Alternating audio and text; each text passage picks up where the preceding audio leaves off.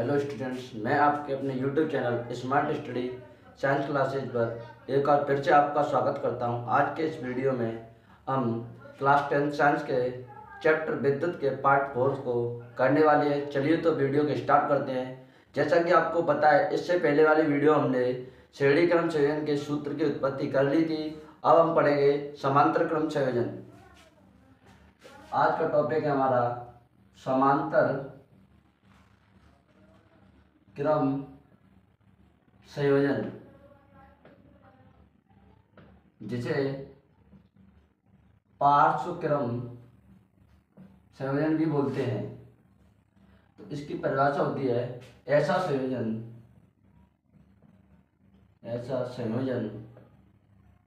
जिसमें सभी तारों के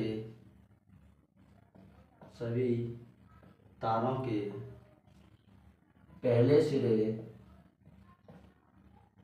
एक बिंदु पर तथा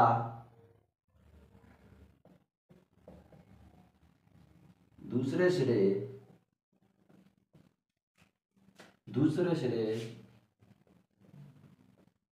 से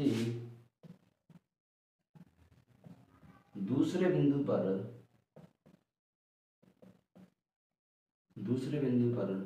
जुड़े होते हैं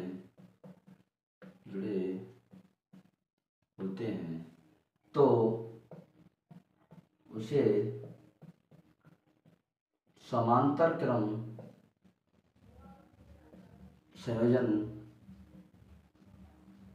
कहते हैं।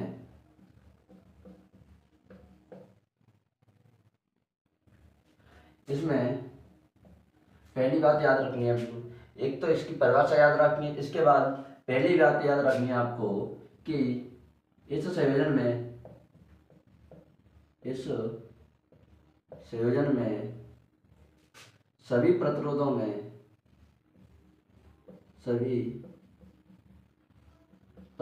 में धारा का मान अलग अलग होता है।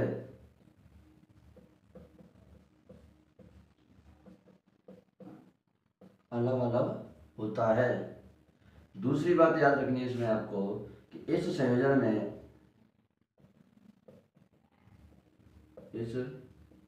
में सभी प्रतिरोधों में विभव का मान समान रहता है।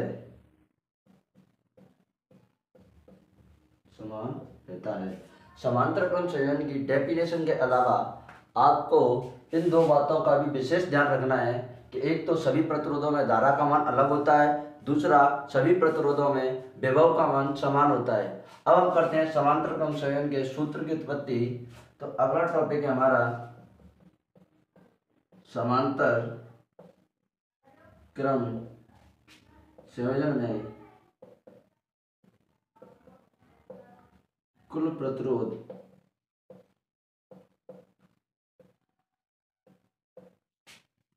के सूत्र की उत्पत्ति।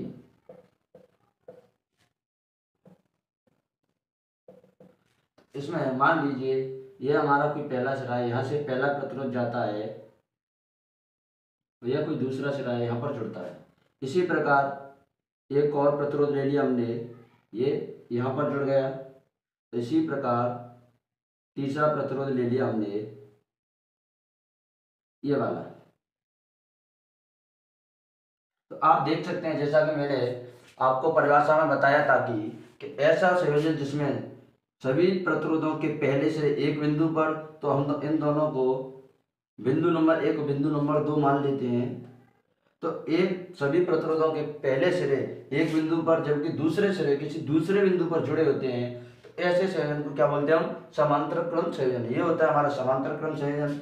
अब हमें इसके सूत्र की व्युत्पत्ति करनी है। तो हमें पता है कि विभव का मान सभी में समान होता है। तो इस प्रकार 1 वोल्टमीटर से हमारा काम चल जाता है। इसमें ये बना ली हमने बैटरी, ये हमारी कुंजी बन जाएगी, और ये हमारा अमीटर।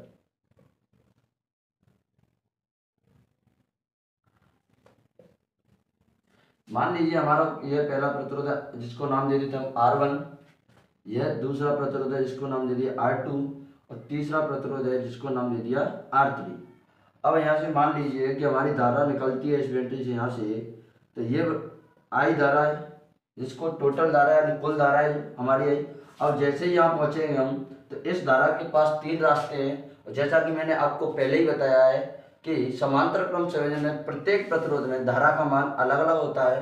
तो इस प्रकार हम मान लेते हैं कि पहले प्रतिरोध में धारा I1, दूसरे में I2, और तीसरे प्रतिरोध में धारा I3 है। तो इस प्रकार हम लिख सकते हैं कि कुल धारा का मान, कुल धारा मतलब I का मान बराबर सभी प्रतिरोधों में अलग अलग धाराओं के योग के बराबर होता है। सभी प्रतिरोधों में अलग अलग धाराओं के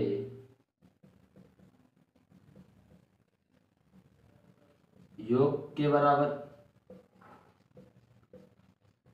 तो इस प्रकार हम देख सकते हैं कि हमारी कुल धारा I है, और सभी प्रतिरोधों में मतलब I1 R1 में धारा हमारी I1 है, तो इस प्रकार हम लिख सकते हैं इसको I1 प्लस R2 प्रतिरोध हमारी धारा I2 है, तो इसको हम लिख सकते हैं I2 प्लस R3 प्रतिरोध हमारी धारा है I3, तो इसको लिख सकते हैं हम I3। इस प्रकार हम लिख सकते हैं कुल धारा बराबर I1 plus I2 plus I3, यानी तीनों प्रतिरोध में अलग अलग धाराओं के योग के बराबर। अब हम जानते हैं ओम के नियम से कि V बराबर IR होता है। तो इस प्रकार हम अगर I की वैल्यू निकालें तो I बराबर बनेगा हमारा V/R। तो ये तो टोटल धारा के लिए। इस प्रकार हम I1 के लिए लिखना चाहते हैं तो हम लिख सकते हैं कि I1 बराबर, इधर लिखते हैं कि I1 बराबर, अब हमें पता है कि समांतर क्रम संयोजन में हमारा विभव एक जैसा होता है, तो V को तो हम चेंज नहीं करेंगे, V की जगह तो V लिखेंगे, और I1 बराबर V/R1 बनेगा, क्योंकि हमारा प्रतिरोध क्या है पहली धारा के लिए R1। इसी प्रकार I2 बराबर V/R2 और I3 बराबर V/R3। इस प्रकार इन तीनों मानों को हम इस वाले समीकरण में रखते हैं, तो हमें पता है कि I बराबर कितना दिया हमारा V/R बराबर I1 की जगह क्या लिखना है V/R1 प्लस I2 की जगह क्या लिखना है V/R2 प्लस I3 की जगह V/R3।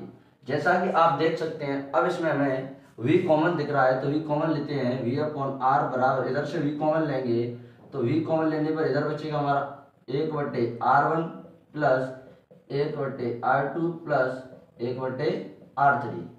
अब आप देख सकते हैं इधर भी V है, इधर भी V है, तो V तो V कैंसिल हो जाएगा, इधर बचेगा हमारा 1/R बराबर 1/R1 plus 1/R2 plus 1/R3। अब इसको हम लिख सकते हैं RP, मतलब समांतर क्रम संयोजन। P का मतलब यहाँ पर पैरेलल, यानी समांतर क्रम संयोजन का कुल प्रतिरोध। RP के यहाँ पर समांतर क्रम संयोजन का कुल प्रतिरोध, जिसका सूत्र हमें अंतिम सूत्र प्राप्त होता है 1/RP बराबर 1/R1 plus 1/R2 plus 1/R3। अभी तो मैंने यहाँ पर 3 प्रतिरोध लिए हैं, आपको क्वेश्चन के हिसाब से करना है, जितने प्रतिरोध उतने ही करने हैं। आप अभी तक यहाँ तक नोट कीजिए इसको।